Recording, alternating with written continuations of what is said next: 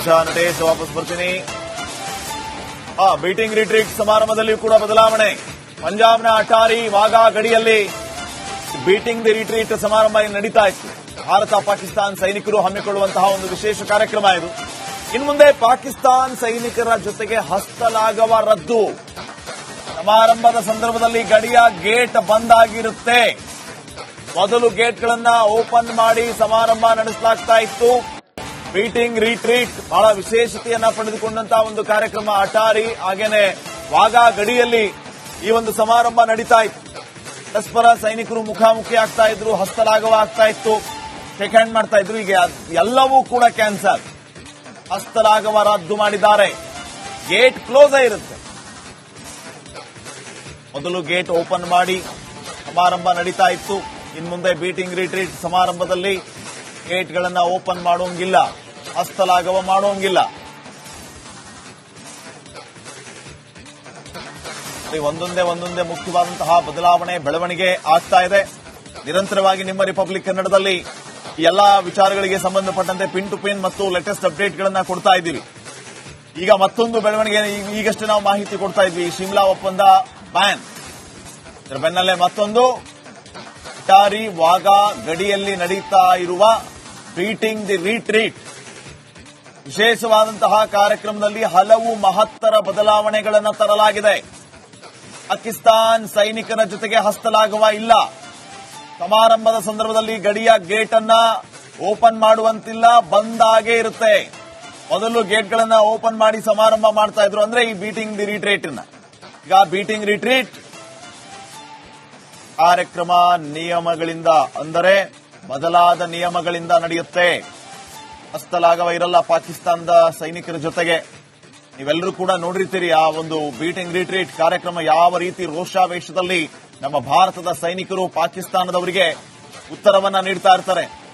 ಜೋರಾದ ಜೈಕಾರ, ಭಾರತ ಮಾತಾ ಕಿ ಜೈ ಜೈಕಾರ ಮೊಳಗ್ತಾ ಇರುತ್ತೆ. ಈಗ ಈ ರೀತಿಯ ಬೀಟಿಂಗ್ ರಿಟ್ರೀಟ್ ಅಲ್ಲೂ ಕೂಡ ಬದಲಾವಣೆಗಳನ್ನ ತರಲಾಗಿದೆ. ನಟೇಶ್, ಶಿಮ್ಲಾ ಒಪ್ಪಂದದ ಜೊತೆಗೆ ಮತ್ತೊಂದು ಮಹತ್ವವಾದಂತಹ ಬದಲಾವಣೆ ಏನಂತಂದ್ರೆ ಬೀಟಿಂಗ್ ರಿಟ್ರೀಟ್ ಕಾರ್ಯಕ್ರಮದಲ್ಲೂ ಕೂಡ ಬದಲಾವಣೆ. ಹಸ್ತಲಾಘವ ಇಲ್ಲ, ಗೇಟ್ ಓಪನ್ ಮಾಡುವಂತಿಲ್ಲ.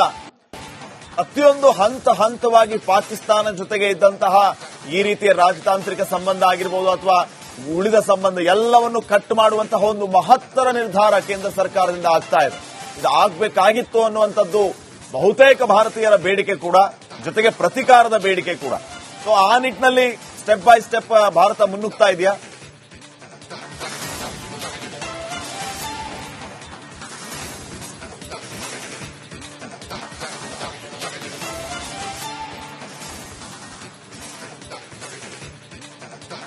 ಶ್ರೀಪಾದ್, ಬಹಳ ಪ್ರಮುಖವಾಗಿ ತಾವು ಹೇಳಿದಾಗೆ ಭಾರತ ತನ್ನ ದಿಟ್ಟ ನಿರ್ಧಾರವನ್ನ ಸ್ಪಷ್ಟಪಡಿಸ್ತಾ ಇದೆ ಪಾಕಿಸ್ತಾನಕ್ಕೆ.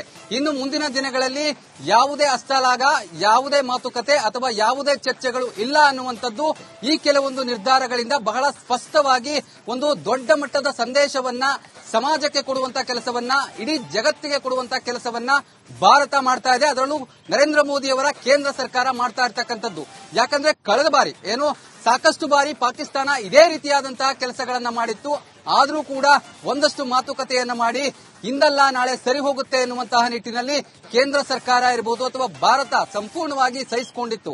ಆದ್ರೆ ಈಗ ಒಂದೊಂದೇ ಹಂತವಾಗಿ ಎಲ್ಲಾ ರೀತಿಯಲ್ಲೂ ಕೂಡ ನಿರ್ಬಂಧವನ್ನ ಹೇರಲಿಕ್ಕೆ ಭಾರತ ಮುಂದಾಗಿರುವಂತದ್ದು. ಇನ್ನು ರಿಟ್ರೀಟ್ ಏನಿದೆ, ಪ್ರಮುಖವಾಗಿ ವಾಘಾ ಗಡಿ ಇರಬಹುದು, ಹಾಗೆಯೇ ಅಟಾರಿ ಗಡಿ ಇರಬಹುದು, ಎರಡೂ ಗಡಿಗಳಲ್ಲೂ ಕೂಡ ವರ್ಷಕ್ಕೆ 1 ಅಥವಾ 2 ಬಾರಿ ಹಸ್ತಲಾಘವನ್ನ ಮಾಡಿ ಭಾರತ ಮತ್ತು ಪಾಕಿಸ್ತಾನದ ಒಂದಷ್ಟು ಒಮ್ಮತದ ಅಭಿಪ್ರಾಯಗಳನ್ನ, ತಮ್ಮ ಮನಸ್ಥಿತಿಗಳನ್ನ ಹಂಚಿಕೊಳ್ಳುವಂತಹ ಕೆಲಸವನ್ನ ನಡೀತಾ ಇತ್ತು. ಜೊತೆಗೆ ಆ ಒಂದು ಗಡಿಗಳಲ್ಲಿ ತಮ್ಮ ಸೇನಾ ಪ್ರಬಲತೆಯನ್ನ ತೋರಿಸಿಕೊಳ್ಳುವಂತಹ ಕೆಲಸ ಆಗ್ತಾ ಇತ್ತು.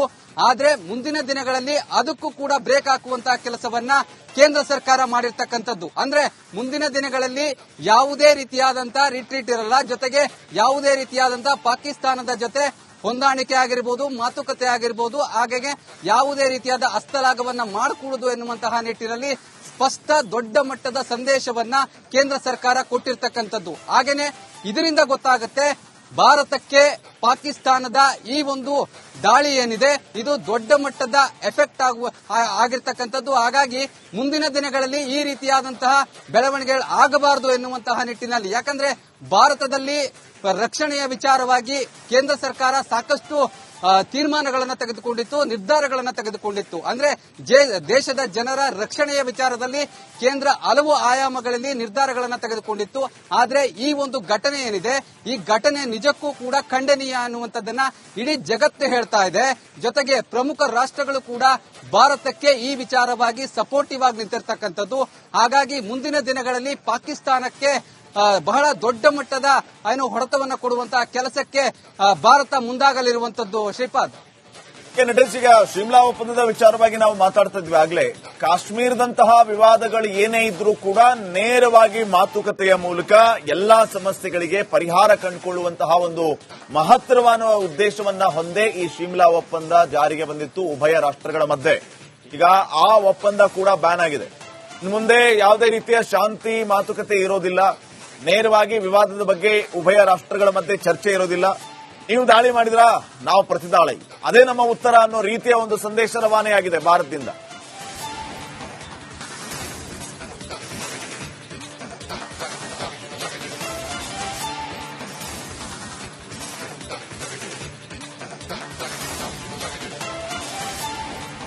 ಎಸ್, ಪ್ರಮುಖವಾಗಿ ಶಿಮ್ಲಾ ಒಪ್ಪಂದ ಏನಿದೆ, ಶಿಮ್ಲಾ ಒಪ್ಪಂದದಲ್ಲಿ ಉಭಯ ರಾಷ್ಟ್ರಗಳ ಮಾತುಕತೆ ಆಗತ್ತೆ ಎನ್ನುವಂತಹ ಈ ಒಂದು ವಿಚಾರದಲ್ಲಿ ಎರಡೂ ದೇಶಗಳು ಇದ್ವು.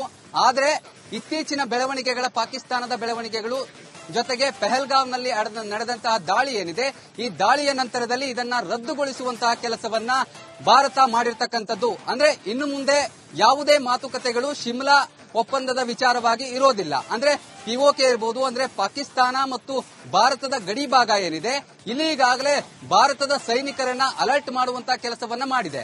ಅಂದ್ರೆ ಪ್ರಮುಖವಾಗಿ ನಾಳೆ ಸೇನಾ ಮುಖ್ಯಸ್ಥರು ಭೇಟಿ ಕೊಡ್ತಾರೆ. ಭೇಟಿ ಕೊಟ್ಟಂತಹ ಸಂದರ್ಭದಲ್ಲಿ ಒಂದಷ್ಟು ಪರಿಶೀಲನೆ ಮಾಡ್ತಾರೆ. ಅದೇ ವಿಚಾರವಾಗಿ ಅಂದ್ರೆ ಈ ಒಂದು ಶಿಮ್ಲಾ ವಿಚಾರ ಏನಿದೆ, ಶಿಮ್ಲಾ ಒಪ್ಪಂದದ ವಿಚಾರ ಕೂಡ ಸಾಕಷ್ಟು ಅವರ ಗಮನಕ್ಕೆ ಬಂದಿದೆ. ನಿನ್ನೆ ಕೂಡ ಈ ವಿಚಾರವಾಗಿ ಚರ್ಚೆಯ ಕ್ರಮಗಳನ್ನು ಒಂದೇ ನಿಮಿಷ ನಟೇಶ್, ವಾಪಸ್ ಬರ್ತೀನಿ. ಬೀಟಿಂಗ್ ರಿಟ್ರೀಟ್ ಸಮಾರಂಭದಲ್ಲಿ ಕೂಡ ಬದಲಾವಣೆ. ಪಂಜಾಬ್ನ ಅಟಾರಿ ವಾಘಾ ಗಡಿಯಲ್ಲಿ ಬೀಟಿಂಗ್ ದಿ ರಿಟ್ರೀಟ್ ಸಮಾರಂಭ ನಡೀತಾ ಇತ್ತು. ಭಾರತ ಪಾಕಿಸ್ತಾನ ಸೈನಿಕರು ಹಮ್ಮಿಕೊಳ್ಳುವಂತಹ ಒಂದು ವಿಶೇಷ ಕಾರ್ಯಕ್ರಮ ಇದು. ಇನ್ನು ಮುಂದೆ ಪಾಕಿಸ್ತಾನ ಸೈನಿಕರ ಜೊತೆಗೆ ಹಸ್ತಲಾಘವ ರದ್ದು. ಸಮಾರಂಭದ ಸಂದರ್ಭದಲ್ಲಿ ಗಡಿಯ ಗೇಟ್ ಬಂದ್ ಆಗಿರುತ್ತೆ. ಮೊದಲು ಗೇಟ್ಗಳನ್ನ ಓಪನ್ ಮಾಡಿ ಸಮಾರಂಭ ನಡೆಸಲಾಗ್ತಾ ಇತ್ತು. ಬೀಟಿಂಗ್ ರಿಟ್ರೀಟ್ ಬಹಳ ವಿಶೇಷತೆಯನ್ನ ಪಡೆದುಕೊಂಡಂತಹ ಒಂದು ಕಾರ್ಯಕ್ರಮ. ಅಟಾರಿ ಹಾಗೇನೆ ವಾಘಾ ಗಡಿಯಲ್ಲಿ ಈ ಒಂದು ಸಮಾರಂಭ ನಡೀತಾ ಇತ್ತು. ಪರಸ್ಪರ ಸೈನಿಕರು ಮುಖಾಮುಖಿ ಆಗ್ತಾ ಇದ್ರು, ಹಸ್ತಲಾಘವ ಆಗ್ತಾ ಇತ್ತು, ಶೇಕ್ ಹ್ಯಾಂಡ್ ಮಾಡ್ತಾ ಇದ್ರು.